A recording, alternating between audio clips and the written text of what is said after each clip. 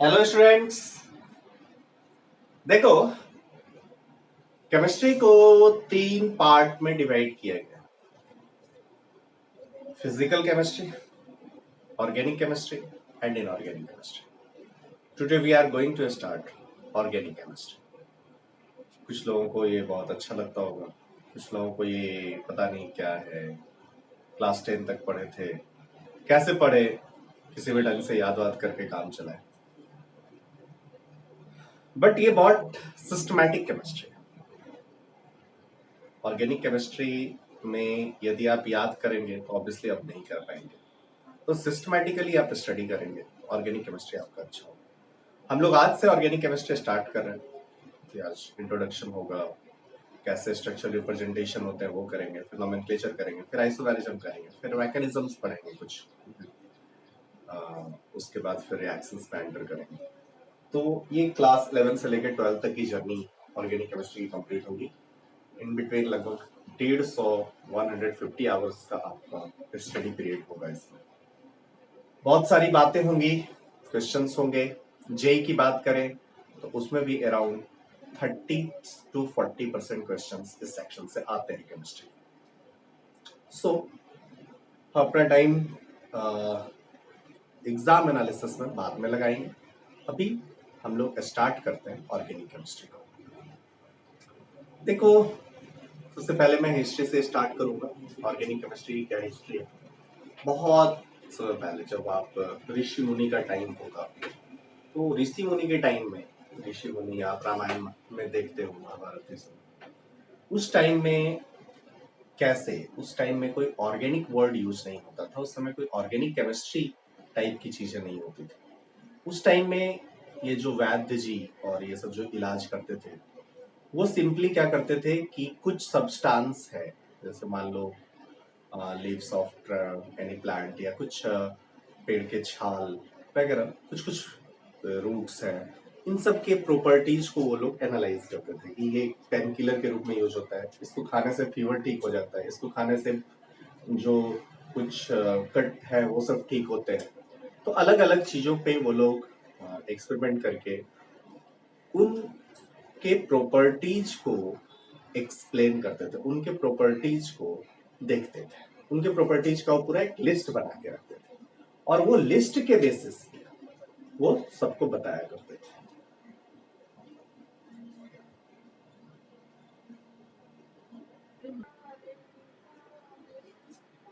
Okay students, तो ये ऋषि मुनि का जो टाइम था, उसके बाद पहली बार ऑर्गेनिक केमिस्ट्री का सिस्टमैटिक स्टडी के लिए Berzelius, John Jacob Berzelius, it was the scientist, Swedish scientist थे। इन्होंने पहली बार केमिस्ट्री के मॉलिक्यूल्स को क्लासिफाई करना शुरू। ये it was the early of 19th century, 1810 के आसपास की ये बात है। उन्होंने कहा कि भैया, आप ना केमिकल कंपाउंड्स को दो पार्ट में क्लासिफाई कीजिए। एक जो लिविंग ऑर्गेनिज्म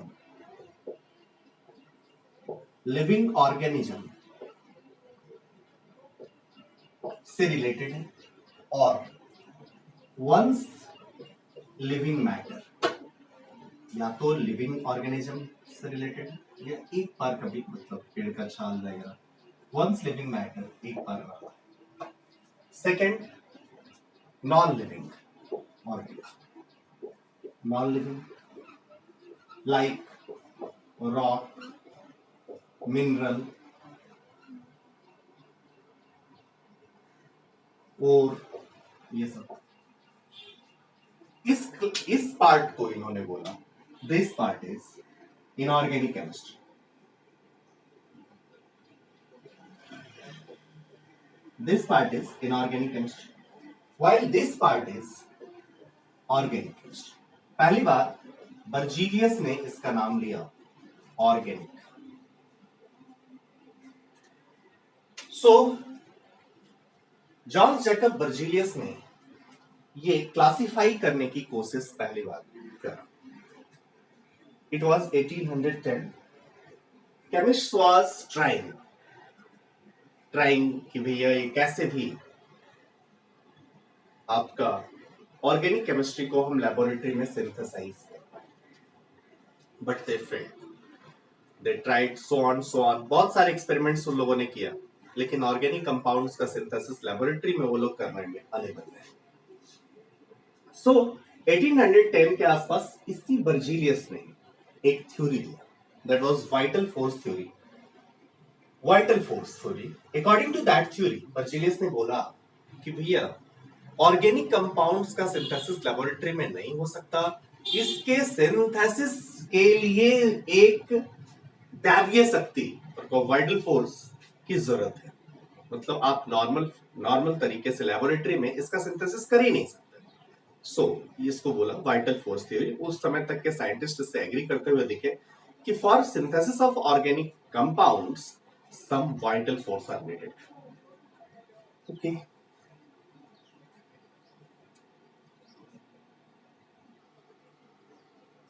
स्टूडेंट्स, बर्जीलियस ने 1810 के आसपास वाइटल फोर्स थ्योरी जो दिया, according to this theory organic compounds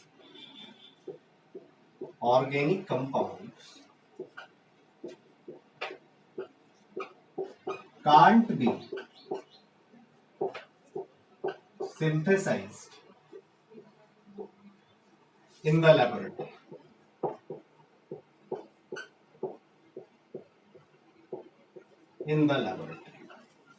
Means आप लेबोरेटरी में उसका सिंथेसिस नहीं कर सकते। फॉर द सिंथेसिस आप बोलोगे यदि लेबोरेटरी में नहीं कर सकते तो उसका सिंथेसिस हुआ कैसे? मान लो एक सीड है, सीड से एक पेड़ बन गया, सीड से उसका बढ़ना, फिर पेड़ का बनना, इसका सिंथेसिस हुआ कैसे? ये तो आपको पूछना पड़ेगा। बर्जीलियस से लोगों ने पूछा।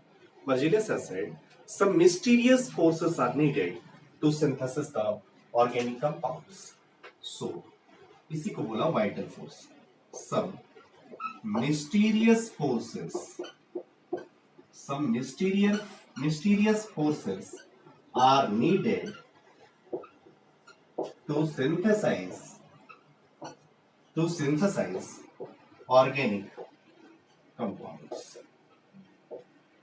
So students, vital force theory के दो बेसिक पॉइंट है। वैसे मैं इसकी पूरे जो बर्जीलियस का स्टेटमेंट था उसको लिखूं तो काफी ज्यादा बड़ा था, आप गूगल भी कर सकते हो, लेकिन कोई जरूरत नहीं है अभी इसकी कोई जरूरत नहीं, कोई आपसे पूछने वाला नहीं what is vital force theory.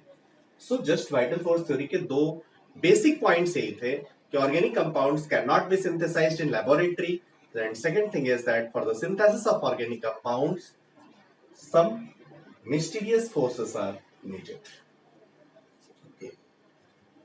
It was time of 1828. Frederick Waller scientist थे, वो कुछ एक्सपेरिमेंट कर रहे थे और एक्सपेरिमेंटली फर्स्ट ऑर्गेनिक कंपाउंड्स का सिंथेसिस हो गया। सो लेबोरेटरी में वो क्या कर रहे थे इसका एक्सप्लेनेशन मैं देना चाहता हूं।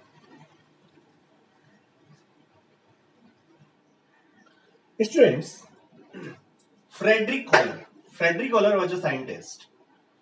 वो लेबोरेटरी में कुछ कर रहे थे। कर क्या रहे थे? He was trying to form ammonium cyanide in the laboratory. In the laboratory, he wants to form ammonium cyanide. Okay. Ammonium cyanide बनाना चाहते थे, बट आप भी जानते हो लाइफ में एक्सपेक्टेशन और रियलिटी में बहुत फर्क होता है। हम लोग जब सुबह उठते हैं एक्सपेक्टेशन होता है आज पूरा दिन पढ़ाई करेंगे, रियलिटी कितना पढ़ते हैं बताइए? एक्सपेक्टेशन, हाँ, लेकिन कभी कभी एक्सपेक्टेशन एंड रियलिटी मैच भी कर सकता है। कब? एक्सपेक्टेशन आज पूरा दिन गेम्स खेल लेते, अब ये डिपेंड करता है कि एक्सपेक्टेशन आपका क्या है। सो फ्रेडरिक कॉलर ने एक्सपेक्ट क्या किया था? अमोनियम साइनाइड को फॉर्म करना, उसका एक्सपेक्टेशन कैसे कर रहा? उसने क्या किया? AgOCl अमोनियम साइनाइड, फॉर्मूला मैं लिख देता हूं, इट इज NH4OCl। NH4OCl वो बनाना चाहता था। It was a organic compound, inorganic compound, it is a inorganic compound. अब आप बोलोगे कि कौन सा ऑर्गेनिक कंपाउंड एंड कौन सा इनऑर्गेनिक कंपाउंड, आगे क्या डेफिनेशन है? I am coming to that point, definition पे हम लोग आ रहे हैं। तो बस अभी हम लोग हिस्ट्री की बात कर रहे थे। तो अमोनियम साइनेट वो फॉर्म करना चाहता था, he was trying to form ammonium cyanate. Okay, so for the formation of ammonium cyanate he has taken silver cyanate. पहले बात करिए, उसने लिया सिल्वर साइनेट का एक्वस सॉल्यूशन लिया, सिल्वर साइनेट लिया, साथ ही साथ इसने लिया अमोनियम क्लोराइड।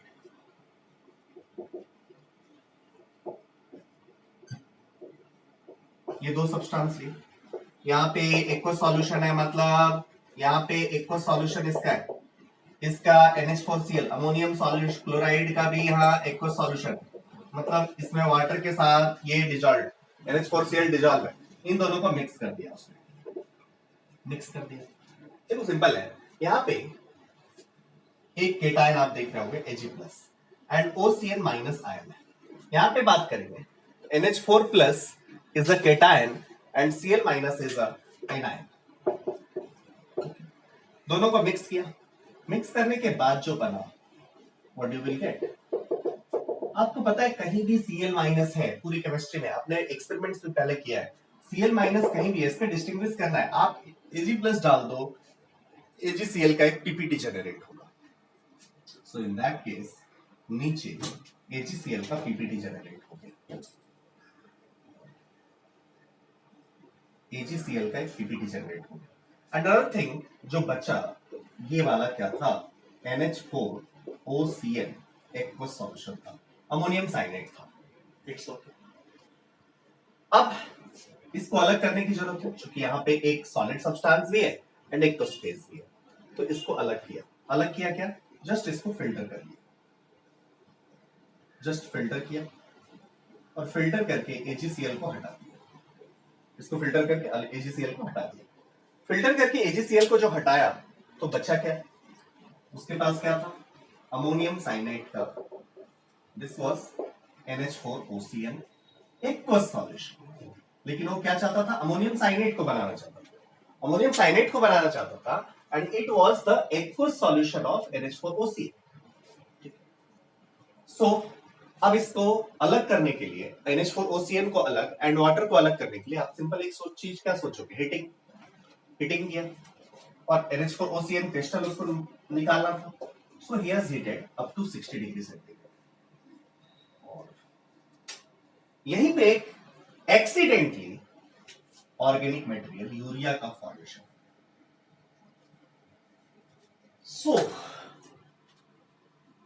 सोचो फ्रेडरिक कोलर ने बनाना क्या चाहा था, NH4OCN बनाना चाहता था, वो ऑर्गेनिक कंपाउंड से सिंथेसिस नहीं करना चाहता था, वो बर्जेलियस हाइपोथेसिस को चैलेंज नहीं करना चाहता था, वाइटल फोर्स थ्योरी को इंड नहीं करना चाहता था। What was his target? His target was to form ammonium cyanide. But हुआ क्या? हुआ ये कि जब उसने इस प्रोसेस में AgOCN, NH4Cl लिया, सिल्वर साइनेट लिया, अमोनियम क्लोराइड लिया, तो ड्यूरिंग दिस AgCl का पीपीटी बन गया और NH4OCN सॉल्यूशन बना। जब इसको हीटिंग किया, इसको अलग करके फिल्टर करके जब इसका हीटिंग किया, तो हीटिंग के ड्यूरेशन में यूरिया का फॉर्मेशन हो गया। Urea was the first organic compound which was synthesized in the laboratory. Urea was the first organic compound which was synthesized in the laboratory, and you can say it was the end of the vital force theory. जो Berzelius की hypothesis थी, organic compounds can't be synthesized in the laboratory. Organic compounds का synthesis laboratory में नहीं हो सकता, ऐसा Berzelius ने बोला था। उसका बोलना था भगवान इसको बनाता है, कुछ दैवीय शक्ति चाहिए जो ऑर्गेनिक कंपाउंड्स का सिंथेसिस करते हैं। लेकिन ये बात इस यूरिया के फॉर्मेशन के बाद तो बहुत ही बेकार सी बात हो गई। सो एक्चुअली यूरिया का फॉर्मेशन हुआ कैसे, वो मैंने अभी आपको दिखाया। आप इसको शॉर्ट में लिखें, अमोनियम साइनेट। आप बोलोगे यूरिया बनेगा कैसे, तो अमोनियम साइनेट का हीटिंग कर दीजिए, NH4CNO के हीटिंग से यूरिया का फॉर्मेशन हुआ। This was the first organic compound which was synthesized in the laboratory. NH4CNO, इसका आप हीटिंग करो तो ये जो बनता है that is NH2CuNH2. This is the urea, first organic compound which was synthesized in the laboratory. Heating up to 60 degree centigrade. आपको heating तो करना ही है, कहां तक, 60 डिग्री।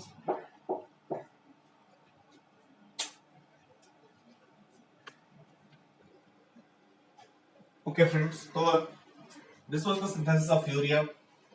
इस इंसिडेंट के बाद,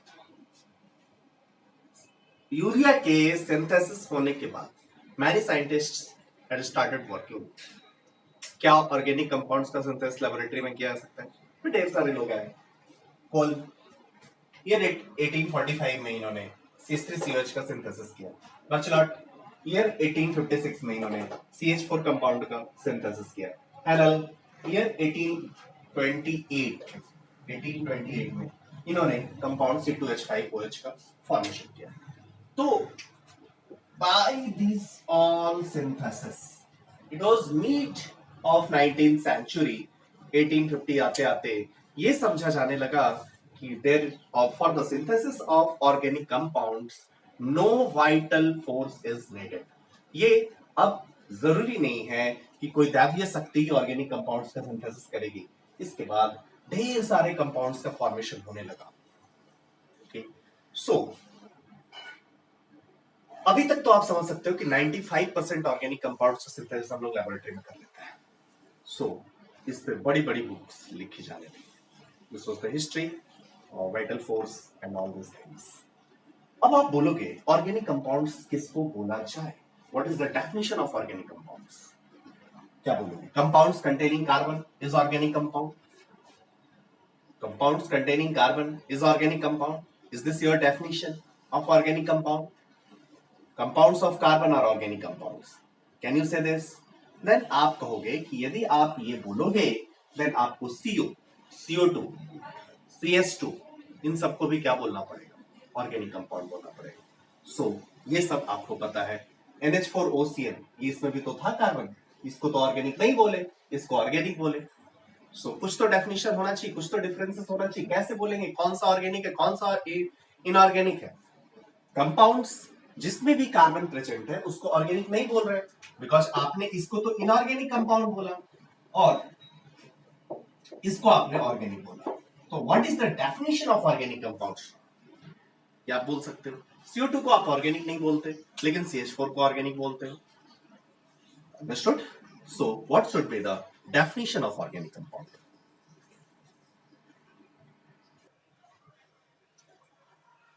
ओके, जब आपने ये समझा कि हम लोग कंपाउंड जिसमें भी कार्बन हो उसको हम लोग ऑर्गेनिक कंपाउंड्स नहीं बोलते, तो ऑर्गेनिक केमिस्ट्री का डेफिनेशन क्या हो? Organic chemistry is the chemistry of hydrocarbon and it's derivatives. Modern definition जो है, जैसे हाइड्रोकार्बन क्या? CH4, C2H6, C3H8, C4H10 hydrocarbon and उसके डेरिवेटिव्स के स्टडी को हम लोग बोलेंगे organic chemistry. Organic chemistry is the chemistry of hydrocarbon and it's derivatives. So CO, CO2 ये सब हाइड्रोकार्बन के डेरिवेटिव्स नहीं है, तो हम लोग इसको बोलेंगे ऑर्गेनिक केमिस्ट्री वहां नहीं है। CaCO3 like that.